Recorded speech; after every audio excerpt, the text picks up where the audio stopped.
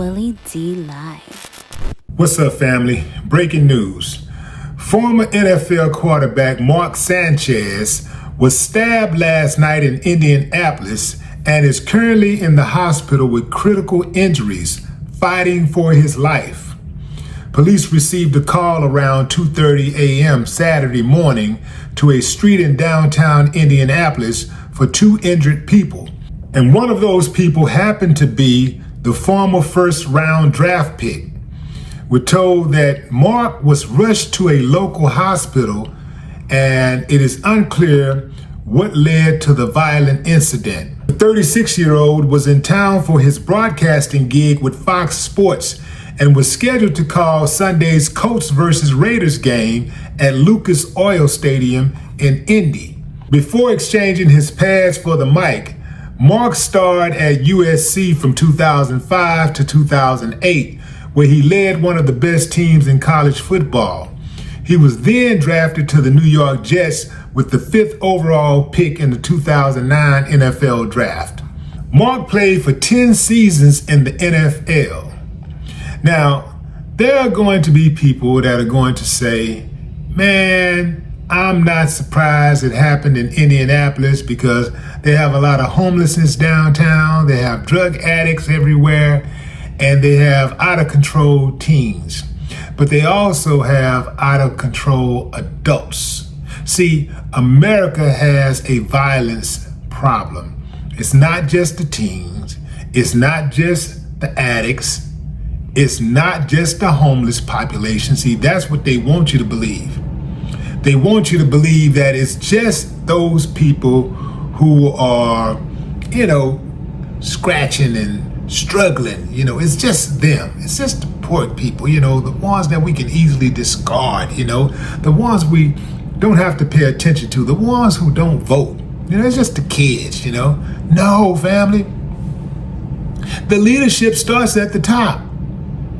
Your government is ran by a bunch of incompetent psychos. Yeah, sociopaths. That's who's running the country. So are you surprised to see so much violence in this country? You got to be really careful out there, man. You got to be very careful. There are so many people unhinged out there. Everybody's trying to figure out what the issue is. People say it's this, they say it's that, it's those folks, it's them folks, it's everything. But all of it starts with mental health. America has a mental illness problem. Until it starts addressing that, we are going to see more violent acts in this country. The carnage is going to just continue to pile up because the root of the issues are not being addressed. We can talk about homelessness, we can talk about poverty, we can talk about racism. But you know what trumps racism? Mental illness. Because you got to be mentally ill to be a racist. You gotta be mentally ill to not like another human being just because they don't look like you. You gotta be sick. Something's gotta be demented in your little pissy brain to think like that. You gotta be mentally ill. Because if you really break it down, if you really just want to talk about this racism thing, if you really want to break that piece down real quick, the people that have done you the most wrong personally look like you. If you were bullied at school, it was probably somebody who looked like you.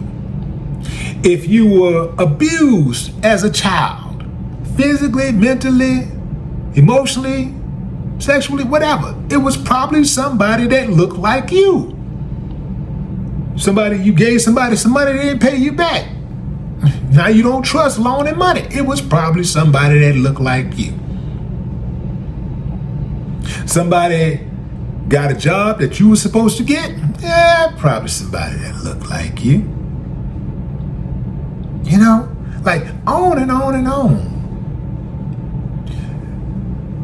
Most of us, we want the same things out of life. Most human beings want the same things out of life. We want to live in a nice neighborhood. We want to send our kids to good schools. We want to pay low taxes or no taxes. We want to drive a nice car. We want to live in a nice house. We want to have good friends. We want to live in a safe environment. We want to live in a safe community. We don't want nobody messing with us. That's a lot of things in common, right? So we just get thrown off, fam, by all these little trivia things. I can guarantee you, I bet you $1 to a donut, when Mark Sanchez got stabbed, I don't know if he brought it on himself or what, but I bet you it was something that was so minute. I bet it was something that was so insignificant that all parties involved are saying, damn, we shouldn't have done that. Damn, we should have done something different. You know, you got to be careful out there, fam. You don't know what you're dealing with. Uncivilized mutts everywhere. Some of y'all drive and y'all be getting involved in that road rage stuff. Y'all let people bait you into road rage. You better stop it. You don't know who behind that wheel.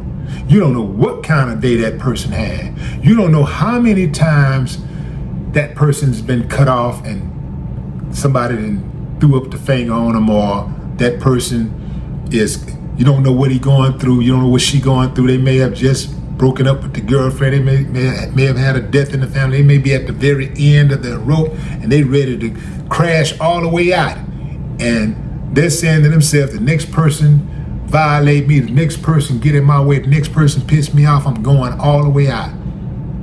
And you might be the next person. You don't have no idea. You thinking you finna fight, they thinking kill. So you already lost. If you go into conflict thinking fight and somebody else is thinking kill, you already lost.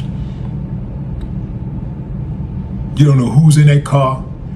Likewise, you go out to the streets, you at a bar, you don't know who you're dealing with. You have no idea. And I'm gonna tell you something else. I've been seeing a lot of videos of these bouncers and club security putting their hands on people. Man, y'all better watch that.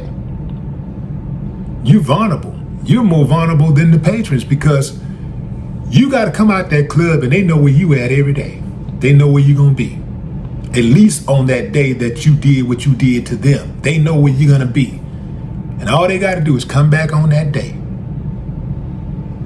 Especially the ones who be outside, that work outside of the club. You standing out there guarding the door and stuff. Man, somebody pull up on you, man, and do you in so quick. Better stop putting y'all hands on people unnecessarily. I know you got a job to do, and sometimes that job calls for you to get physical. But if you ain't got to put your hands on people, man, you better not put your hands on people.